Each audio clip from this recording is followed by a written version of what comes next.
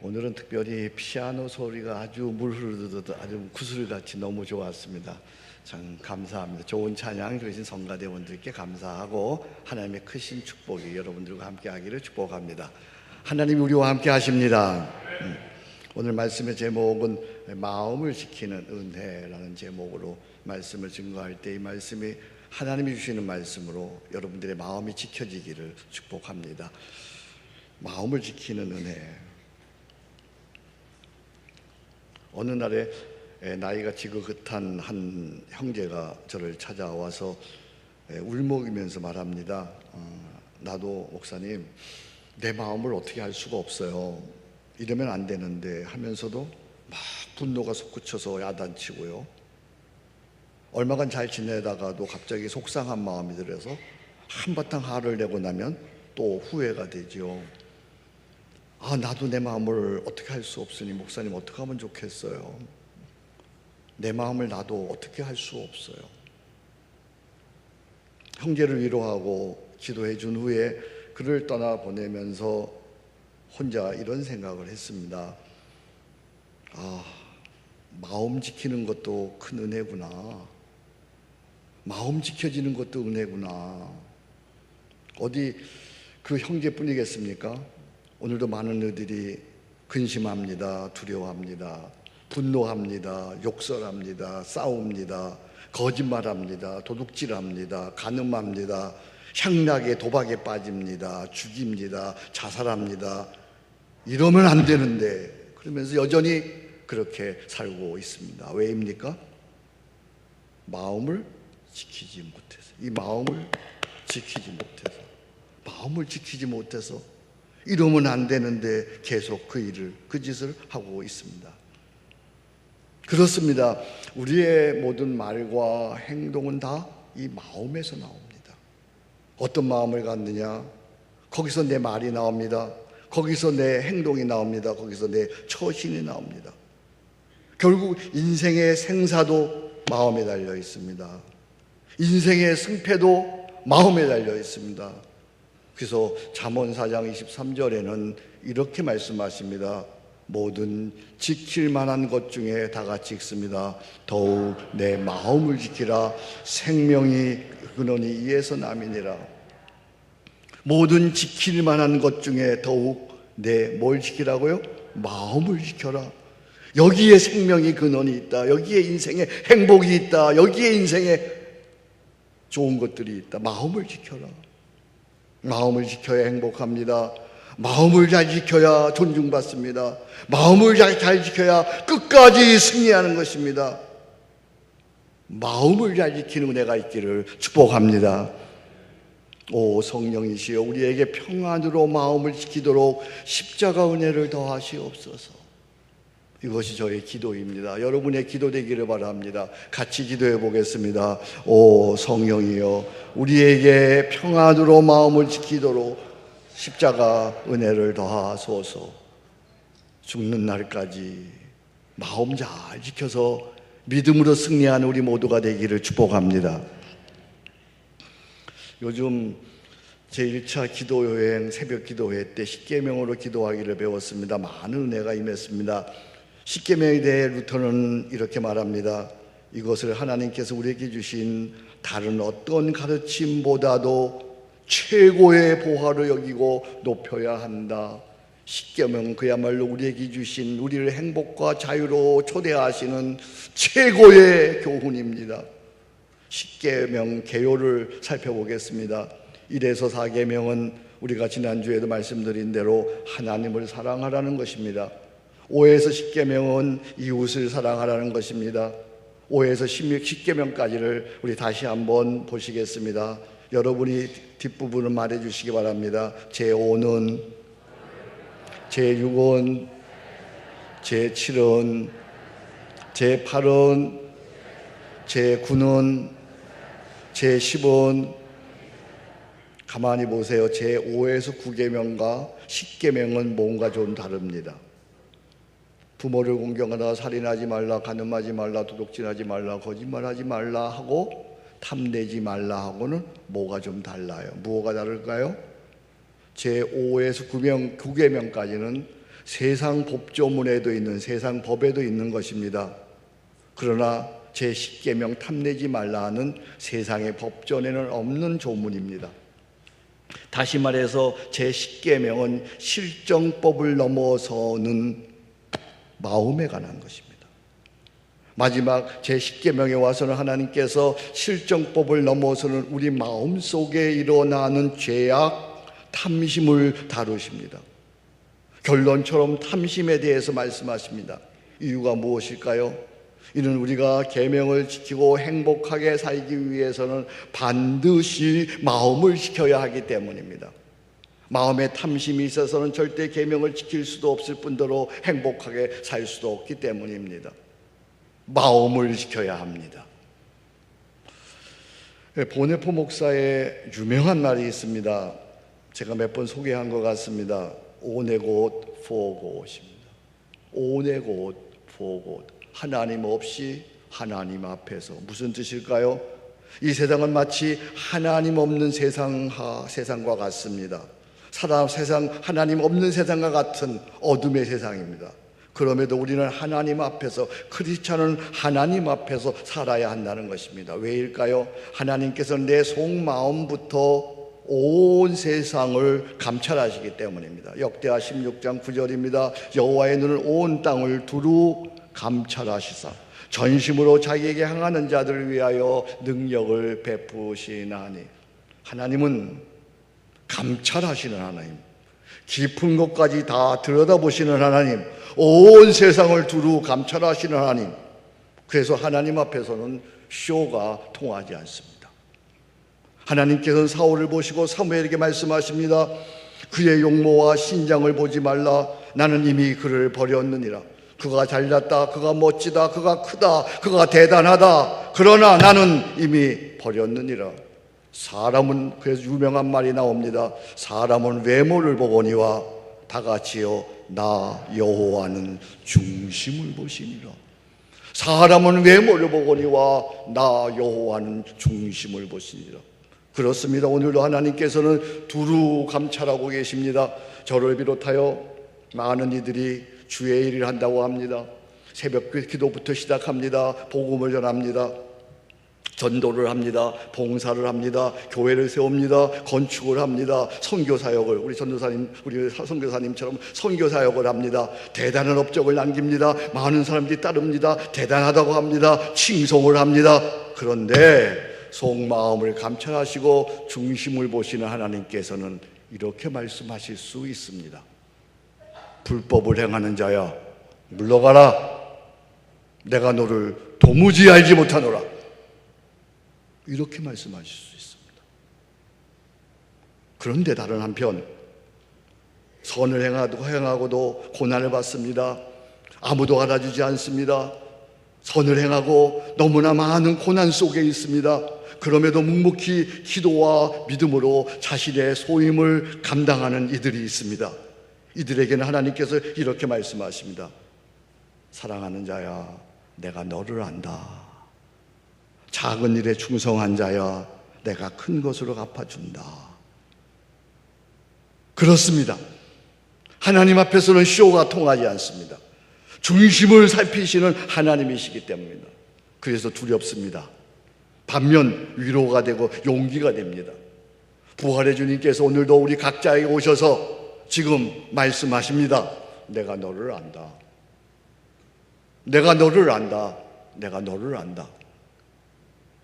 여러분, 이 말씀이 여러분에게 어떻게 들려오십니까? 나에게 두려움으로 오십니까? 아니면 나에게 위로와 감사로 오십니까? 잊지 마십시오. 사람은 외모를 보거니와 나 여호와는 중심을 보시느니라. 하나님을 속일 수는 없습니다. 쇼가 통하지 않습니다. 탐심, 이것은 내 안에 있는 죄로서 사람은 쉽게 알아볼 수가 없습니다. 그러나 감찰하시는 하나님께서는 다 보고 계십니다. 성경에서 신뢰를 들어봅니다. 이스라엘이 40년 광야 생활을 마치고 이제 가나안 땅으로 들어갑니다. 가나안 땅에 첫 전투가 벌어집니다. 아주 크고 견고한 성 여리고 성입니다. 여기서 이스라엘은 큰 승리를 거두었습니다. 다음은 아이성입니다. 이 성은 보잘것없는 조그만 성에 불과합니다. 그런데 이 성에서 그만 이스라엘은 대패합니다. 여호수아가 울며 하나님께 물었습니다. 하나님 어쩐 일입니까? 하나님께서 말씀하십니다. 누군가 전리품을 훔쳤다. 누군가 내가 훔치지 말라는 전리품을 훔쳤다. 범인을 찾았습니다. 찾아보니 아간이었습니다. 아간이 전리품을 가져다가 자기의 장막 땅 속에 감췄던 것입니다. 그를 끌어다가 죽이고 버린 것이 소위 얘기하는 아골 골짜기입니다. 지금까지도 이스라엘 사람들은 그곳을 지나면서 거기에 침을 뱉으면서 탐욕의 골짜기, 아골 골짜기라고 욕을 하고 지나고 있습니다. 참으로 무서운 일이 아닐 수가 없습니다. 한 사람의 탐욕으로 이스라엘 전체가 패했습니다.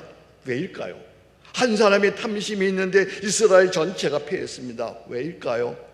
본보기 교육입니다.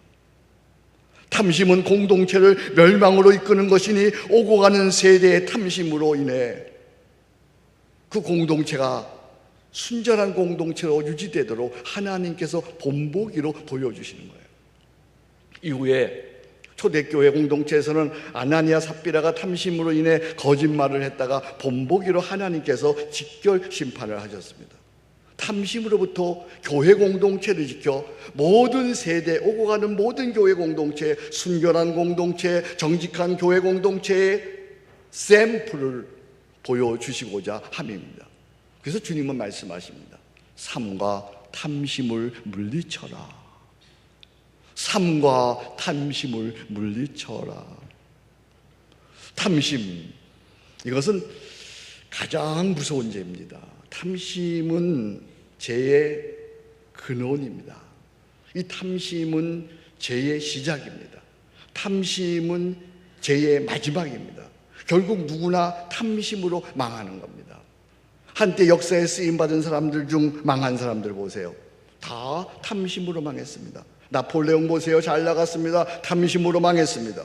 히틀러 보세요. 대단했습니다. 유럽을 삼켰습니다. 탐심으로 망했습니다. 도저 히데키 대단하게 아시아를 삼켰습니다. 그러나 탐심으로 망했습니다. 그렇다면 저 북한의 김정은, 그의 말로도 보이지 않습니까?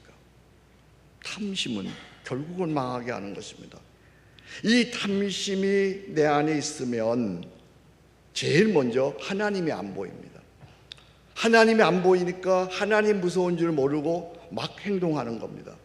하나님 외에 탄심을 섬깁니다. 하나님 외에 우상을 만듭니다. 하나님의 이름을 망령되이 여깁니다. 탐심이 있으면 주의를 안 지키게 됩니다. 탐심이 있으면 예배를 소홀하게 됩니다. 탐심이 있으면 하나님의 공동체를 우습게 여깁니다. 탐심이 있으면 부모를 거역합니다. 탐심이 있으면 권위를 무시합니다. 탐심이 있으면 살인합니다. 탐심이 있으면 간음합니다. 탐심이 있으면 거짓말합니다. 탐심은 결국은 하나님을 대적하고 공동체를 망가뜨리고 자신을 망하게 하는 것입니다. 이 세상 가장 무서운 죄가 바로 탐심입니다. 탐욕은 다름 아닌 우상숭배입니다. 골로새 3장 5절입니다. 그러므로 땅에 있는 지체를 죽이라. 곧 음란과 부정과 사역과 악한 정욕과 다 같이요 탐심이니. 탐심은 뭐라고요? 우상숭배라. 내 마음에 탐심이 있으면 보이는 게 없는 거예요. 하나님이 안 보이는 거예요. 참으로 가슴 아프게, 가슴 찢어지게 고통스러운 것은 오늘의 우리 한국 교회가 탐심으로 무너지고 있다고 하는 사실입니다. 한국 교회가 탐심으로 무너지고 있어요. 다른 사람도 아닌 우리 목사들의 탐심으로 망해가고 있습니다. 수단 방법을 가리지 않고 성공하고자 하는 탐심, 어떤 방법을 동원해서라도 큰 교회 하고자 하는 탐심, 교권을 차지하고자 하는 탐심, 높아지고자 하는 탐심, 유명해지고자 하는 탐심, 명예를 얻고자 하는 탐심, 교인들을 내 사람으로 좌지우지하려고 하는 탐심, 교회를 사유하려고 하는 탐심에 잡혀서 별별 짓을 다 하는 거예요. 참 가슴 아프고 가슴 찢어지는 일입니다. 오늘 실업인 모임에 갔습니다. 한 장로 형제가 자기가 다니는 교회 담임 목사님의 탐심에 대해서 얘기를 합니다. 자기는 도저히 이해할 수가 없다고요. 도저히 존경이 안 간다고요. 그러면 어떻게 하면 좋겠냐고 저에게 하소연을 합니다. 제가 좀 개혁적인 목사로 보였는 모양이죠. 저에게 조언을 구합니다. 목사님이 이러이러 합니다. 도대체 존경이 가지 않아서 교회를 다닐 수가 없습니다. 제가 뭐라고 얘기하겠어요? 할 얘기가 없더라고요. 부끄러웠어요. 너무 부끄러웠어요. 그래서 이렇게 얘기했어요. 용서하세요. 목사인 저희들이 잘못했습니다. 저부터 회개하겠습니다. 정말 잘못했습니다. 용서하십시오. 정말입니다. 저부터 제 안에 어떤 탐심이 있는지 살펴보고 회개하고 정직한 목사로 살아가겠습니다. 기도해 주세요. 목사가 이 모양들이니 여러분 속에도 그런 교육을 받고 그런 설교를 듣는 여러분 속에도 탐심이 있는 건 마찬가지죠. 그래서 저는 말씀을 준비하면서 이렇게 기도했습니다. 성령이시여, 우리 안에 정직한 영을 주시어 내 안에 있는 탐욕을 보게 하시고 진실로 회개하고 가난하고 정결한 마음으로 살아가게 하소서. 오 끼리 엘레이손, 우리를 용서하소서. 여러분도 이렇게 기도하고 싶지 않습니까? 한번 그렇다면 같이 기도해 보겠습니다. 같이 기도하십시다. 성령이시여, 우리 안에 정직한 영을 주시어 내 안에 있는 탐욕을 보게 하시고 진실로 회개하고 가난하고 정결한 마음으로 살아가게 하소서. 오 끼리엘레이손, 우리를 용서하소서. 탐심이 우리를 망하게 하고 있습니다. 탐심이 우리 한국 교회를 무너지게 하고 있습니다. 오 주여, 저의 죄입니다. 제 속에 탐심이 있습니다. 그러면 어떻게 탐심에서 벗어날 수 있을까요? 그것은 다른 길이 없습니다. 제1계명으로 돌아가는 겁니다. 10계명의 제1계명, 하나님 외에 다른 신을 섬기지 않겠습니다. 제10의 계명과 제1의 계명은 서로 연결되어져 있습니다. 탐심을 이기는 유일한 길은 예수 그리스도 하나님만 섬기는 것입니다. 그렇습니다. 하나님을 섬기는 자, 예수 그리스도 십자가를 붙잡는 자는, 예수 그리스도 십자가를 바라보는 자는 우상을 섬길 수 없습니다. 하나님을 사랑하는 자는 하나님의 이름을 망령되이 섬길 수가, 망령되이 부를 수가 없습니다. 하나님을 사랑하는 자는 주의를 안 지킬 수가 없습니다. 하나님을 사랑하는 자는 부모를 거역할 수가 없습니다. 하나님을 사랑하는 자는 살인할 수 없습니다. 하나님을 사랑하는 자는 간음할 수 없습니다. 하나님을 사랑하는 자는 도둑질할 수 없습니다. 하나님을 사랑하는 자는 거짓말할 수 없습니다. 하나님을 사랑하는 자는 탐심을 가질 수가 없습니다. 제1계명, 오직 하나님을 사랑하는 거예요. 하나님만. 이 하나님을 제대로 사랑하고 섬기면 나머지 계명들은 따라오는 거예요. 그래서 제1계명을 리딩 코맨드먼트, 저는 그렇게 얘기합니다. 리딩 코맨드먼트, 계명을 이끄는 1차적인 계명이다. 여러분과 제가 하나님만 섬기는 하나님의 백성들 되기를 축복합니다.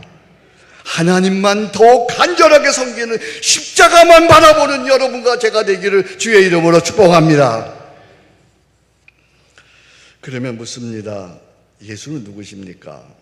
2000년 동안 전승되어진 신앙 고백, 사도신경에 의하면 예수님을 이렇게 고백을 합니다. 예수는 그리스도 주이십니다. 이렇게 고백합니다. 여러분에게 예수님은 누구십니까? 고백해 주시기 바랍니다. 예수는 그리스도 주이십니다. 우리 선교사님 오셔서 오늘 귀한 선교 보고해 주셔서 감사한데, 선교사님에게 예수는 도대체 누구십니까? 정말 예수는 그리스도 주이십니까? 여러분에게 묻습니다. 정말 예수는 그리스도 주이십니까? 저 2층에서 예배드리는 사랑하는 교우들, 형제들, 자매들, 정말 예수는 여러분에게, 나에게 그리스도 주이십니까? 정말 그런지 모르겠어요. 예수가 그리스도 주인지. 아멘은 잘 하셨는데요. 최근에 정치권에서 이슈가 됐던 사진 한 장 보겠습니다.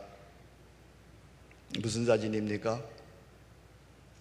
박성진 장관 후보 청문회 사진입니다. 이분은 한국교회가 배출한 엘리트입니다. 지금 49살, 채 50이 되지 않았습니다. 현 포항공대 교수이고 기계공학 분야에서 세계적으로 인정받는 학자입니다. 그리고 창조과학회 이사를 역임하고 가히 한국교회 대표 선수라고 할 수가 있습니다. 그런데 청문회장에서 창조과학과 우익 성향에 대한 논란으로 자신의 소신을 밝히지도 못하고 낙마했습니다. 저는 이걸 보면서 이것이 오늘 한국교회의 현주소다, 이것이 한국교회의 실력이다, 이렇게 생각을 했습니다. 마치 이런 거예요. 기독교 대표 선수를 빅리그에 보냈더니 빅리그에서는 너하고는 우리하고 수준이 안 맞아서 게임 못하겠다, 너는 너희들의 리그인 교회에 가서 놀아라, 그리고 돌려보낸 거예요. 그러면 돌아오더라도 크리스찬이 누구인지, 왜 나는 크리스찬인지를 밝히고 와야잖아요. 밝히고. 이렇게 말해야 되는 거 아니에요? 나는 여러분들이 알고 있듯이 그렇습니다. 크리스찬입니다. 크리스찬은 천지를 지으신 창조를 믿습니다. 하나님의 천지 창조를 믿습니다. 지구 나이가 몇 살인지 그건 별로 중요하지 않습니다. 크리스찬은 천지를 만드신 하나님을 믿기에 경천애인 하나님 사랑하고 이웃을 사랑하고 삽니다. 크리스찬들은 하나님을 사랑하기에 우리의 조국 대한민국을 사랑합니다. 크리스찬들은 하나님을 사랑하기에 부모를 공경하고 이웃을 내 몸처럼 사랑합니다. 우리 크리스찬들은 하나님을 사랑하기에 소외된 이웃을 사랑하고 거짓되지 않으며 재물을 탓하지 않으며 정결한 양심으로 살아가는 사람들입니다. 제 개인에게 있어 부족한 것이 있으면 전적으로 제 개인의 부덕의 탓입니다. 사랑하고 존경하는 국민 여러분, 분명히 말씀드립니다. 크리스찬들은 하나님을 사랑하고 나라와 이웃을 내 마음처럼 사랑하는 사람들입니다. 제가 이 기준에 도달하지 못했다면 사퇴하겠습니다. 감사합니다. 이런 신앙 고백 한마디쯤 하고 나와야 되지 않아요? 우물쭈물 그러다가 사퇴하고 말았습니다. 천지 창조가 6천년이니 뭐 이런 얘기에 휘말려다 말았어요. 저는 결코 우리 박성진 장관 후보를 비난하는 것이 아닙니다. 오히려 저를 비난합니다. 우리 목사가 잘못 가르쳤습니다. 용기 있고 힘 있고 신앙 고백할 줄 아는 그런 크리스찬들을 배출해내지 못했습니다. 감사한 일로 우리 서초교회는 이 시대 각계각층의 전문인들이 참 많습니다. 법조인, 의사, 교수, 은행 고위층, 사업인, 두루두루 각계각층에서 일하는 그런 사람들이 많이 있습니다. 하나님께서 우리를 기독교인의 대표 선수로 세상에 파송했습니다. 그런데 세상과 제대로 가서 싸우지 못하고 꼬리 내리고 돌아와서야 되겠습니까? 많은 대표 선수 크리스찬들이 세상에 가서는 제대로 싸움을 못하면서 교회 와서는 큰 소리 치고 싸우는 거야. 그러니까 세상 사람들이 이렇게 얘기하는 거야. 싸우려면 교회 가서 싸워라.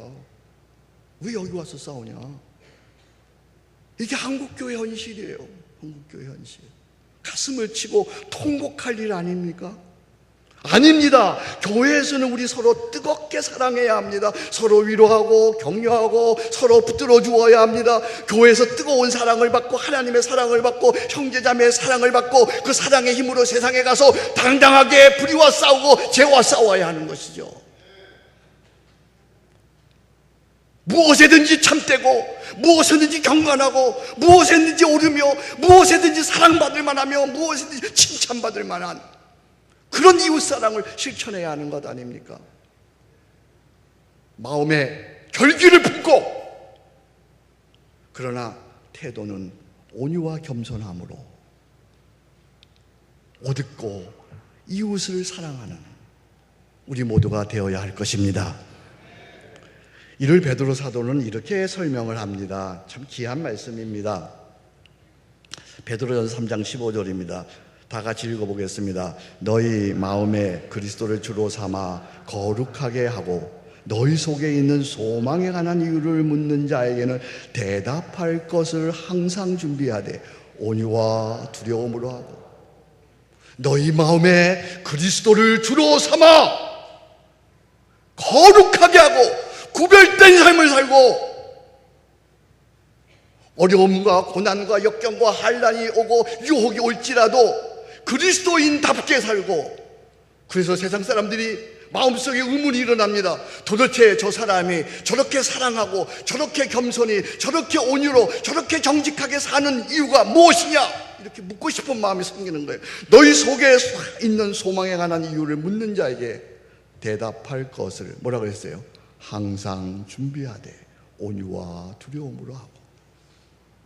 그리스도를 주로 삼고 불의와 죄에 대해서는 담대하게 호랑이처럼 싸우고, 그러나 이웃에 대해서는 온유와 겸손으로 대하는,